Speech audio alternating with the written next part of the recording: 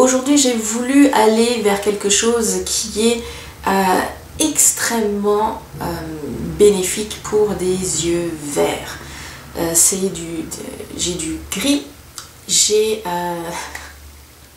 on a du mal aujourd'hui, j'ai du gris légèrement irisé avec du lilas. C'est des couleurs qui sont parfaites pour les gris, pour les yeux verts. C'est des couleurs qui sont également qui conviennent aux yeux bleus et qui vont faire également un très bel effet pour les yeux qui sont plus foncés. Donc finalement ça convient à tout le monde. Comme vous pouvez le voir, c'est un maquillage et c'est des yeux qui sont beaucoup plus soutenus.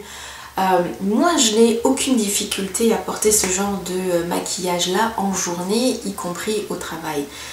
C'est à chacun de vous après de voir si vous voulez le porter ou pas. C'est donc également de ce point de vue là un maquillage qui convient parfaitement pour une soirée, pour aller à l'extérieur. Dans ce cas, comme je vais revenir un peu à la fin de la vidéo, vous avez le choix, je vais vous faire plusieurs possibilités au niveau des lèvres. Que ce soit pour le jour, vous pouvez aller vers quelque chose qui va être beaucoup plus calme et beaucoup plus simple, ou de porter quelque chose qui va être beaucoup plus visible, quoique j'ai mis un peu plus visible aujourd'hui, mais ça n'est pas si visible, c'est pas pétard au niveau des lèvres, je ne suis pas non plus allée dans cette gamme là, mais c'est vous qui voyez un peu qu'est-ce que vous voulez faire. Là, vraiment, je vais dire sans voix, là où votre cœur vous porte à être capable d'aller vers des couleurs qui sont plus soutenues ou qui sont plus calmes. Bref, pour passer cette longue introduction, si vous voulez savoir comment réaliser ce maquillage, continuez à regarder. La base pour les yeux a déjà été installée. Le Too Faced Shadow Insurance, prenez la base de maquillage que vous avez ou celle qui vous convient le mieux. On va commencer à appliquer sur le coin extérieur une ombre qui est de couleur charbon, gris foncé, qui est légèrement irisée. On va prendre, celle-là elle perd énormément, donc on va essayer de ne pas s'en mettre partout. On va l'appliquer dans le coin extérieur de l'œil et on va essayer de faire comme une forme de V ou de C. Donc de par le fait qu'elle perd, qu'elle est plus poudreuse et qu'elle perd donc de ses... je pense que je ne vais pas trouver mes mots aujourd'hui. Qu'elle perd de ses éléments, j'y vais en tapotant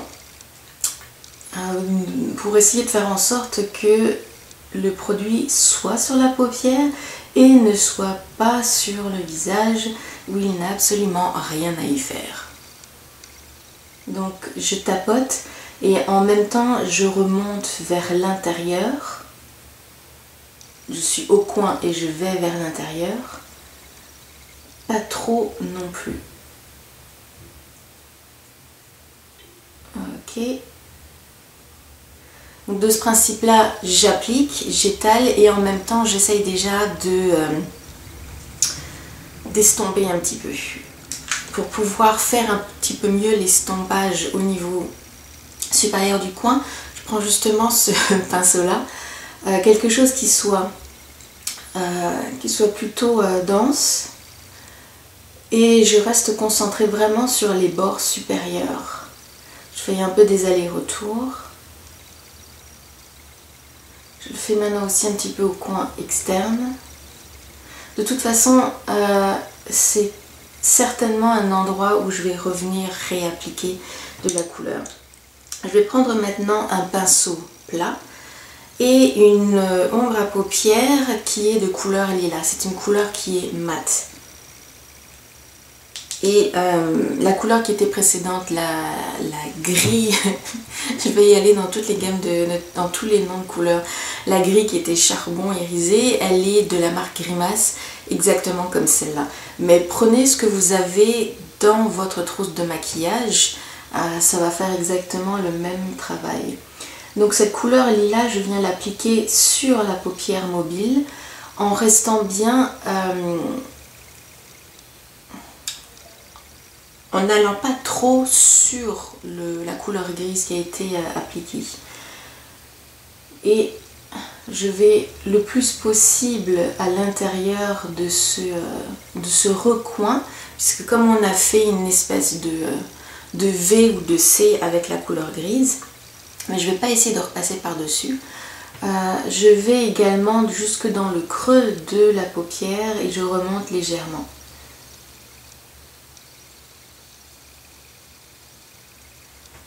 Voilà à quoi ça ressemble pour l'instant. On va refaire la même chose, ça va reprendre ce même pinceau et on va estomper cette fois-ci les bords qui sont dans le creux de la paupière. Je vais reprendre le gris qui était irisé, le charbon, le gris souris sale et je retourne en placer dans le coin externe.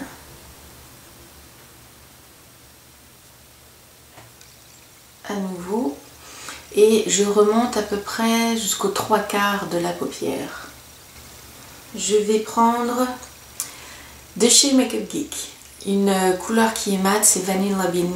Prenez tout simplement une couleur qui soit le plus proche possible de la carnation de votre peau. Donc pour moi ça va être Vanilla Bean. Je le mets sous le dessous de la paupière. C'est la première couleur que je vais mettre. Ça va me servir à mettre de la couleur, à faire un peu une couleur de transition, à estomper. Avant de placer Ice Queen, toujours de chez Makeup Geek et qui est un blanc légèrement irisé. Avec le même pinceau, je le mets d'abord dans le creux, dans le coin externe pour que ce soit l'endroit qui va frapper le plus la paupière. Je le mets également devant. Et là maintenant je vais faire plus des mouvements de va-et-vient qui sont toujours dans l'esprit de continuer à estomper un petit peu ce trait gris. J'en remets au besoin. Je reprends le pinceau plat que j'avais, je reprends de ce blanc et je vais en mettre au coin interne de l'œil.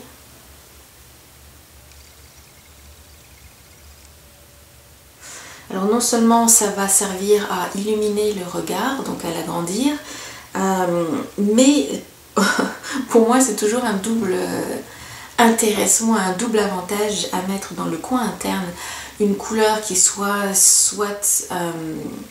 irisée ou vraiment plus brillante, parce que quand j'ai l'œil qui coule, ce qui risque d'être le cas quand je vais sortir tantôt, au bout d'un moment, pour une raison ou pour une autre, il y a toujours un peu de larmes de tristesse qui finissent par aller dans le coin interne, et une couleur mate de fard à paupières, quelle que soit la base de maquillage que je vais appliquer, ne va pas rester. Et quelle que soit la marque de maquillage du fard à paupières mat, ça part. On s'entend que le résultat n'est pas nécessairement ce qu'on souhaite avoir. Mais si je mets une couleur qui soit irisée, miracle, ça va rester en place. Donc c'est également un procédé de prévention que je fais. Un crayon noir que j'apprécie, j'en ai pas actuellement. Le seul que j'ai, que j'apprécie, il est pailleté. Ce qui n'est pas nécessairement la volonté première, mais il n'est pas, on va dire, j'arrive à survivre au fait qu'il soit pailleté. C'est le Sephora, le pinceau rétractable waterproof dans la couleur 09, donc noir pailleté.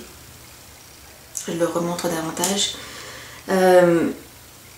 Pourquoi l'utiliser, puisque je ne suis pas une fanat des paillettes et que je ne vois pas trop non plus l'intérêt de mettre des paillettes dans un crayon pour les yeux. Je ne sais pas pourquoi, mais celui-là, la texture de ce crayon Sephora est incroyable. Il glisse vraiment impeccablement. J'arrive à faire un trait qui soit fin, qui ait vraiment de l'allure. Je suis vraiment satisfaite complètement de ce crayon. Maintenant, ma mission des prochains jours ou des prochaines semaines va être enfin de m'acheter la même chose mais en noir, sans paillettes, pour pouvoir le mettre plus facilement. Mais pour faire beaucoup plus simple, prenez un crayon noir pour faire donc le trait. On va rester le plus près possible de la racine des sourcils. Je vais prendre le crayon et je vais faire juste des petits traits sous les cils du bas à la racine. Peu, d'une part parce que c'est pailleté, j'ai déjà dit, parce que je veux pas trop avoir quelque chose en dessous, et également pour une bonne raison, ça a beau être waterproof comme crayon, quand mes yeux, et c'est généralement toujours le gauche, se décident à pleurer, et comme pour un peu la même raison que le coin interne, j'ai beau mettre du primer, quelque chose qui soit waterproof, à force de passer avec le mouchoir pour absorber les larmes, il y a du produit qui finit par partir et je finis par être décalée au niveau du maquillage de l'autre côté qui lui ne coule pas. C'est vraiment la raison majeure pour mettre peu en dessous de l'œil. Parce que je ne passe pas toutes les 30 secondes avec mes produits maquillage, quel que soit l'endroit où je suis. Et vite, je vais en rajouter parce que j'en ai perdu et parce que ça n'est plus pareil. Je prends maintenant un crayon très petit qui a une tête de crayon et qui va servir à estomper le crayon noir que j'ai mis à la racine des sourcils, non, des cils du bas, et j'y vais vraiment gentiment, plus parce que il y a des paillettes à l'intérieur du crayon et que j'ai pas non plus envie de les répartir en dessous. Et je suis restée vraiment jusque presque la moitié de l'œil. Maintenant, pour mettre une touche de lumière ou de couleur en dessous, je vais prendre de chez Makeup Geek la couleur Cosmopolitan qui est un rose or. Et je garde le même crayon et je vais l'appliquer sur le crayon noir de tantôt. En faire des mouvements de va-et-vient. Quelle est l'utilité, vous allez me dire, de mettre un crayon noir si c'est pour mettre par-dessus une couleur et donc que ce soit moins présent? Pour que ce soit moins présent, moins fort au niveau du noir. Je vais compléter les sourcils. Donc je vais redonner un coup de brosse tout simplement pour les mettre en place. Et aujourd'hui, j'ai choisi d'utiliser de chez Makeup Forever leur correcteur à sourcils waterproof dans la couleur 15. Quelque chose qui soit un peu plus proche de la couleur de mes cheveux actuels. C'est une texture qui est un peu plus gel. Sur ma main, je prends un pinceau biseauté qui est quand même assez ferme et je vais remplir les sourcils. Le sourcil est fait, je vais appliquer aujourd'hui le mascara que je suis encore en train de tester de chez Olmay. Le One Coat Get Up and Grow dans la couleur noire si je ne me trompe pas, non c'est ça, il est waterproof. Donc comme j'ai déjà dit, je passe toujours tellement de temps à appliquer mon mascara, je préfère mieux le faire hors caméra, ça va faire beaucoup trop long et je reviens pour le reste du maquillage. Alors de retour avec le mascara et vous pouvez le constater, le deuxième œil s'est fait tout seul miraculeusement. Alors vous pouvez voir donc à cette distance déjà avec le mascara, il y a deux couches qui ont été mises au-dessus et une suffisamment en dessous. Je vais dézoomer pour pouvoir voir l'ensemble et on va finir le reste. Alors maintenant on va s'attaquer aux joues et je vais d'abord appliquer un fard à joues qui va faire assez peur quand je vais vous le montrer. C'est celui de chez Tarte. Le 12 Hours Amazing Clay dans la couleur Flush. Donc c'est vraiment un fuchsia un peu prune qui peut faire peur comme je l'ai déjà dit, mais c'est extrêmement pigmenté. Donc c'est à peine si on vient tremper le pinceau et j'en mets essentiellement sur la pomme de la paupière.